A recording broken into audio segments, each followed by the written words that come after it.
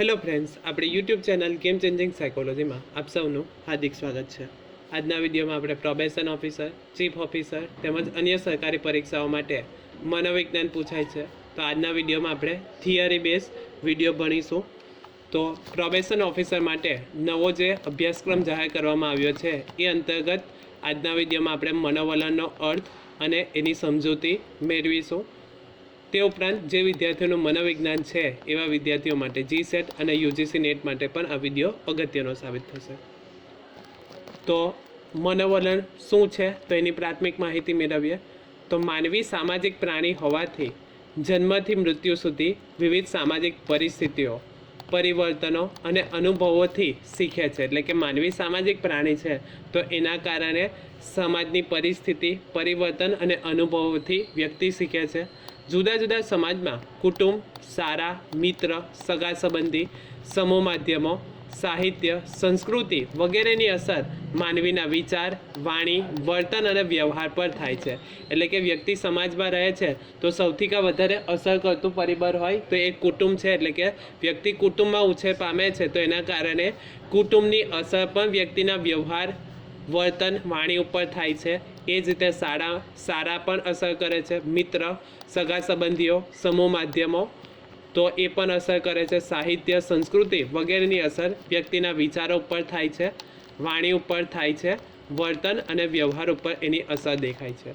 વિવિધ અનુભવો દ્વારા જુદી જુદી વ્યક્તિ, વસ્તુ, પરિસ્થિતિ કે બનાવ અંગેના ખ્યાલો આપણા મનમાં બંધાય છે, જેને મનોવૈજ્ઞાનિક પરિભાષામાં મનોવલણ કહેવામાં આવે છે। એટલે કે કોઈક વસ્તુ, વ્યક્તિ વિશેના આપણા જે મનમાં બંધાયેલા ખ્યાલો છે તો એને સરળ ભાષામાં મનોવલણ કહેવામાં આવે છે। આવા મનોવલણો માનવ વર્તનને દિશા આપે છે। એટલે કે મનોવલણથી વ્યક્તિ ગમા અણગમા દર્શાવી શકે છે અથવા તો કયા પ્રકારનું વર્તન કરવું, કેવી વાણી બોલવી તો એની અસર પણ મનોવલણ દ્વારા માનવ વર્તનને દિશા આપે છે। ગમતા કે મનપસંદ અનુભવો પ્રત્યે ગમો અને દુઃખદ કે અણગમતા અનુભવો પ્રત્યે અણગમો પેદા થાય છે। આવા ગમા અણગમા પણ મનોવલણ ઘડવામાં મહત્વનો ભાગ ભજવે છે। અમુક વ્યક્તિ પ્રત્યે ગમા કે અણગમાની લાગણીના કારણે તેના પ્રત્યે પ્રેમ કે ઘૃણા ઉત્પન્ન થાય છે। આવા વિવિધ સારા અથવા તો નરસા અનુભવોમાંથી આપણા મનોવલણ ઘડાય છે। ફોર એક્ઝામ્પલ, કારેલાનું શાક ભાવે, મિત્ર સાથે હરવું ફરવું ગમે। એ જ રીતે જો એમાં હામાં અથવા તો નામાં જવાબ આવે તો તેના પરથી તમારું વલણ અથવા તો દિશા કઈ છે તો એ અંગેની માહિતી મળે છે। સામાન્ય રીતે મનોવલણ વિધાયક અને અથવા તો નિષેધક જોવા મળે છે। તો આ યાદ કોણ છે? મનોવલણ વિધાયક અથવા તો નિષેધક જોવા મળે છે। આપણા મનોવલણ પ્રત્યક્ષ કે પરોક્ષ રીતે આપણા વાણી, વર્તન અને વ્યવહાર દ્વારા પ્રગટ થાય છે। એટલે કે આપણા જે પણ કોઈ મનોવલણ કોઈ વ્યક્તિ, વસ્તુ કે પદાર્થ અંગેનું હશે એ વિધાયક હોય અથવા તો નિષેધક હશે તો એ સીધી રીતે યા આડકતરી રીતે આપણા વાણી, વર્તન અને વ્યવહારમાં એ જોવા મળે છે। સમાજલક્ષી મનોવિજ્ઞાન એ મનોવિજ્ઞાનની સ્વતંત્ર વ્યવહારિક શાખા છે જેમાં માનવીના સામાજિક વર્તનનો અભ્યાસ કરવામાં આવે છે। સામાજિક વર્તનને અસર કરતા વિવિધ પરિબળોમાંનો એક પરિબળ તરીકે મનોવલણનો અભ્યાસ કરવામાં આવે છે, જેના દ્વારા માનવના સામાજિક વર્તનને સમજી શકાય છે। મનોવલણ એટલે શું, તે કેવી રીતે ઘડાય છે અથવા તો વિકસે છે, તેમાં પરિવર્તન શક્ય છે કે નથી વગેરેની જાણકારી હોય તો વ્યક્તિ લોકોના વલણોને સમજી, જાણી અને પોતાની વર્તન પ્રતિક્રિયા નિશ્ચિત કરી સારું સામાજિક સમાયોજન સાધી શકે છે। એટલે કે મનોવલણ શું છે, એમાં પરિવર્તન આવી શકે છે કે નથી આવી શકતો, મનોવલણ કઈ રીતે ઘડાય છે અથવા તો વિકસે છે તો એ બધાની માહિતી હોય તો વ્યક્તિ સારી રીતે સમાયોજન સાધી શકે છે। ત્યારબાદ અગત્યનું છે પૂર્વગ્રહ। તો પૂર્વગ્રહ એટલે રૂઢ થયેલા ખોટા ખ્યાલો। તો આ યાદ રાખવાનું છે। પૂર્વગ્રહ એટલે શું? તો રૂઢ થયેલા ખોટા ખ્યાલો જે છે તો એને પૂર્વગ્રહ કહેવામાં આવે છે। ફોર એક્ઝામ્પલ, અમુક સમાજના લોકો આવા છે એટલે એ વ્યક્તિ આવી જ હશે તો એ ખોટા ખ્યાલ છે। કેટલાક મનોવલણો પ્રતિકૂળ પરિસ્થિતિમાં પૂર્વગ્રહમાં પરિણમી શકે છે। પૂર્વગ્રહો નિષેધક અસર જ જન્માવે છે. તો અહીંથી પ્રશ્ન પૂછાઈ શકે, પૂર્વગ્રહ કેવી અસર જન્માવે છે? તો ફક્ત નિષેધક અસર જ જન્માવે છે. પૂર્વગ્રહ વ્યક્તિના વર્તનને અને સમાજના લોકોના વર્તનને ખૂબ જ પ્રભાવિત કરે છે. મોટાભાગે પૂર્વગ્રહમાંથી વિવિધ સામાજિક સંઘર્ષો અને વૈમનસ્ય પેદા થાય છે. એટલે કે પૂર્વગ્રહના કારણે અલગ અલગ સમાજના લોકો વચ્ચે અથવા તો બે સમાજ વચ્ચે સંઘર્ષો ઉદ્ભવે છે. તેથી સમાજને વ્યવસ્થિત બનાવીને તેના યોગ્ય વિકાસ માટે પૂર્વગ્રહને ઘટાડવાની રીતો સમજવી જરૂરી છે. હવે જોઈએ મનોવલણ એટીટ્યુડ કોને કહેવાય? તો સૌપ્રથમ મનોવલણનો અર્થ અને તેનું સ્વરૂપ. તો મનોવલણ એ અમુક વસ્તુ, વ્યક્તિ કે પરિસ્થિતિ પ્રત્યે વિશિષ્ટ પ્રતિક્રિયા કરવાની સુસંગત, સંપાદિત એટલે કે શીખેલી અને આવેગયુક્ત પૂર્વવૃત્તિ છે.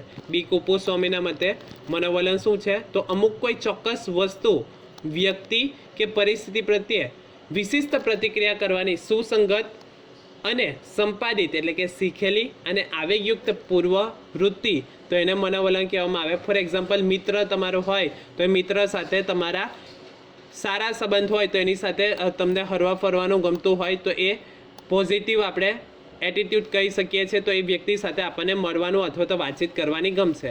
એ જ રીતે કોઈ મિત્ર યા કોઈ વ્યક્તિ જેની સાથે આપણને વાતચીત કરવાનું નથી ગમતું તો એની સાથે આપણે ઇગ્નોર કરીએ છીએ. તો એ કહેવા માંગે છે કે અમુક વસ્તુ, વ્યક્તિ કે પરિસ્થિતિ પ્રત્યે વિશિષ્ટ પ્રતિક્રિયા કરવાની સુસંગત, સંપાદિત એટલે કે શીખેલી અને આવેગયુક્ત પૂર્વવૃત્તિ, તો એને શું કહેવામાં આવે છે? મનોવલણ કહેવામાં આવે છે. એ જ રીતે કોઈ શાક હોય તો એ તમને ભાવતી વાનગી હોય તો એના પ્રત્યે તમે ગમો દર્શાવો છો. એ જ રીતે તમને કોઈક નાપસંદ શાક હોય તો એ પ્રત્યે તમે અણગમો દર્શાવો છો, તો એને પણ મનોવલણ કહેવામાં આવે છે. ચોક્કસ વસ્તુ, વ્યક્તિ કે પરિસ્થિતિ પ્રત્યેની વ્યક્તિની માનસિક અને ચેતાકીય તત્પરતા એટલે મનોવલણ. તો ઓલપોર્ટની વ્યાખ્યા છે, કોઈ ચોક્કસ વસ્તુ, વ્યક્તિ કે પરિસ્થિતિ પ્રત્યેની વ્યક્તિની માનસિક અને ચેતાકીય તત્પરતા, તો એને મનોવલણ કહેવામાં આવે છે. સામાજિક વિશ્વના કોઈ પણ અન્ય દરેક તત્વ, મુદ્દા, વિચાર, વ્યક્તિ, સામાજિક સમૂહ, વસ્તુ પ્રત્યે આપણે જે વિધાયક કે નિષેધક પ્રતિક્રિયા આપીએ છીએ તેને મનોવલણ કહેવામાં આવે છે. દરેક સમાજમાં વિવિધ રીત રિવાજો, મૂલ્યો, આદર્શો, વિચારસરણી, રહેણીકરણીના કારણે સમયે સમયે લોકોના વલણોમાં પરિવર્તન આવે છે. એટલે કે મનોવલણમાં પરિવર્તન આવે છે. તો કઈ રીતે આવે છે? તો દરેક સમાજ જે છે તો એ સમાજમાં વિવિધ રીત રિવાજો હોય છે. પહેલાંના સમયમાં જે સમાજ હતો તો એના રીત રિવાજો અલગ હતા. હાલના સમયમાં અલગ રીત રિવાજો જોવા મળે છે. મૂલ્યમાં પરિવર્તન આવે છે. સમયની સાથે મૂલ્યમાં પરિવર્તન આવે છે, આદર્શોમાં પરિવર્તન આવે છે, વિચારસરણીમાં પરિવર્તન આવે છે. ફોર એક્ઝામ્પલ, પહેલાંના સમયમાં સ્ત્રીને શિક્ષણ આપવામાં નહીં આવતું હતું. એવી મેન્ટાલિટી હતી કે સ્ત્રી ફક્ત ઘરકામ કરે છે. પરંતુ આજના સમયમાં સ્ત્રી જે છે તો એને શિક્ષણ પણ આપવામાં આવે છે અને દરેક ક્ષેત્રમાં સ્ત્રી જોવા મળે છે. તો વિચારસરણીમાં પરિવર્તન આવવાના કારણે મનોવલણમાં પણ પરિવર્તન આવે છે. રહેણીકરણી એટલે કે રહેવાની રીતમાં પરિવર્તન આવે છે. તો એના લીધે વલણોમાં પણ પરિવર્તન આવે છે, જેના આધારે માનવ મૂલ્ય અને ધ્યેયો પણ બદલાય છે. તો મનોવલણ એ મનોશારીરિક વર્તનની માનસિક તત્પરતા છે. તો મનોવલણ શું છે? મનોશારીરિક એટલે કે માનસિક અને શારીરિક વર્તનની માનસિક તત્પરતા છે. મનોવલણ માનવ વર્તન કે પ્રતિક્રિયાને દોરે છે અથવા તો દિશા આપે છે. દરેક વ્યક્તિના વલણો જુદા જુદા હોવાથી તેની પ્રતિક્રિયા પણ જુદી જુદી હોય છે. દરેક સમાજના લોકો જે છે તો અલગ અલગ વ્યક્તિ, વિચારો, વલણોમાં પરિવર્તન હોવાના કારણે એની પ્રતિક્રિયા પણ જુદી જુદી જોવા મળે. ફોર એક્ઝામ્પલ, કોઈ એક વ્યક્તિને લઈએ કે એ વ્યક્તિને અમુક શાક ભાવે છે તો એનું મનોવલણ અલગ હશે. એ જ રીતે કોઈ બી વ્યક્તિને એ શાક ન ભાવતું હોય તો એની પ્રતિક્રિયા અલગ જોવા મળશે. તો એ કહેવા માંગે છે કે દરેક વ્યક્તિમાં વલણો જુદા જુદા હોવાથી તેની પ્રતિક્રિયા પણ જુદી જુદી જોવા મળે છે. ત્યારબાદ અગત્યનું છે મનોવલણનું સ્વરૂપ, નેચર ઓફ એટીટ્યુડ. તો ફર્સ્ટ છે મનોવલણ જન્મજાત એટલે કે વારસા કે આનુવંશિક નથી, પરંતુ સંપાદિત એટલે કે શીખેલા હોય છે. એટલે કે મનોવલણ જન્મજાત જોવા નથી મળતા, પરંતુ વ્યક્તિ સામાજિક પ્રાણી છે તો સમાજમાં રહે છે તો એના કારણે એના મનોવલણો સંપાદિત એટલે કે શીખેલા જોવા મળે છે. વ્યક્તિ જે કુટુંબ, સારા સમાજ અને સંસ્કૃતિમાં ઉછેર પામે છે તેમાંથી પ્રાપ્ત થતા અનુભવો તેના મનોવલણને ઘડે છે. વ્યક્તિ સામાજિક પ્રાણી હોવાથી સમાજમાં રહે છે તો કુટુંબ, સારા સમાજ અને સંસ્કૃતિમાં એનો ઉછેર થાય છે. તો એ ઉછેર દરમિયાન વ્યક્તિને જેવા અનુભવ થશે એ આધારે વ્યક્તિના મનોવલણમાં ઘડતર થાય છે. ફોર એક્ઝામ્પલ, કોઈ બાળક એમ કહે કે મારે કારેલાનું શાક નથી ખાવું, ત્યારે તેની માતા તેને શાકને બદલે ગોળ ખા અથવા તો અથાણું આપે છે, તો ગોળ અને અથાણું એ ખાઈ લે છે, તો એના કારણે કારેલાના શાક અંગે એના નિષેધક મનોવલણ જોવા મળે છે. આમ જ્યારે બાળક કારેલાના શાકનો વિરોધ કરે છે, અણગમો દર્શાવે છે, ત્યારે તેની ભાવતી વસ્તુ વિકલ્પ તરીકે આપવામાં આવે તો ગોળ કે અથાણા પ્રત્યે વિધાયક અને કારેલાના શાક પ્રત્યે નિષેધક વલણ વિકાસ પામે છે. એટલે કે અનુભવ દ્વારા વ્યક્તિના મનોવલણો કેળવાય છે.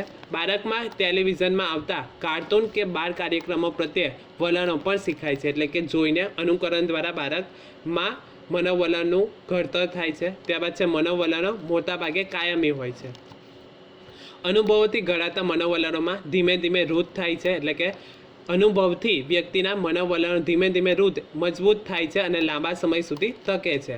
માટે કેટલીક વાર પરિવર્તન લાવવું અઘરું બને છે અથવા તો વાર લાગે છે. એટલે કે સડનલી એક જ દિવસમાં આખા સમાજમાં મનોવલણ ન બદલાઈ જાય, પરંતુ ધીમે ધીમે મનોવલણમાં પરિવર્તન લાવી શકાય છે. નોર્મન સિલ્વરના પ્રયોગથી સાબિત થયું છે કે મનોવલણમાં સહેલાઈથી પરિવર્તન લાવી શકાતું નથી.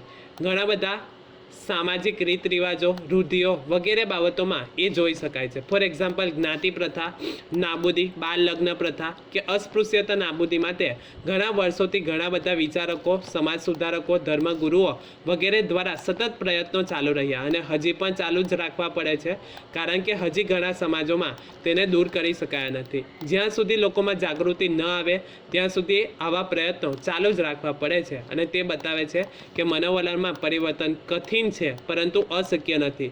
જેથી કહી શકાય કે મનોવલણ મોટાભાગે કાયમી હોય છે. એટલે કે વ્યક્તિનામાં જે ઘર કરી ગયેલા મનોવલણો છે તો એને પરિવર્તન લાવવું હોય તો સહેલાઈથી લાવી શકાતું નથી. એને સાચી માહિતી આપીને શિક્ષણ દ્વારા અથવા તો કાયદા દ્વારા મનોવલણમાં પરિવર્તન કરી શકાય છે. તો મનોવલણનું બીજું એક સ્વરૂપ છે મનોવલણ મોટાભાગે કાયમી હોય છે. એટલે કે પરિવર્તન લાવવું હોય તો 1-2 દિવસમાં લાવી શકાતું નથી. ઘણા વર્ષો સુધી પ્રયત્ન ચાલુ રાખીએ તો મનોવલણમાં પરિવર્તન લાવી શકાય છે. ત્યારબાદ છે મનોવલણ કે વસ્તુના સંદર્ભમાં હોય છે. તો મનોવલણ વ્યક્તિગત આંતરિક બાબત છે જે વિશિષ્ટ પરિસ્થિતિમાં અભિવ્યક્ત થાય છે. ઓલ્પોર્ટના મત મુજબ મનોવલણો ચોક્કસ વ્યક્તિ, વસ્તુ કે પરિસ્થિતિ પ્રત્યેની માનસિક તત્પરતા છે. વ્યક્તિના મનોવલણો કોઈપણ વ્યક્તિ કે વસ્તુની તરફેણમાં કે વિરોધમાં પ્રતિક્રિયા આપે છે. ફોર એક્ઝામ્પલ, કોઈ વ્યક્તિ સેમેસ્ટર શિક્ષણની પદ્ધતિની ટીકા કરતા હોય ત્યારે સેમેસ્ટર પદ્ધતિની તરફેણ કરનારા વ્યક્તિ તે પદ્ધતિના ગુણગાન ગાયા કરશે અને તેના ફાયદાઓ જ દર્શાવતા હોય. એટલે કે વ્યક્તિગત તફાવત જોવા મળે છે કે કોઈ વ્યક્તિને કોઈ એક વસ્તુ સારી લાગતી હોય તો બીજી વ્યક્તિને એ વસ્તુ ખરાબ પણ લાગતી હોય છે. તો મનોવલણ વ્યક્તિ કે વસ્તુના સંદર્ભમાં જ હોઈ શકે છે.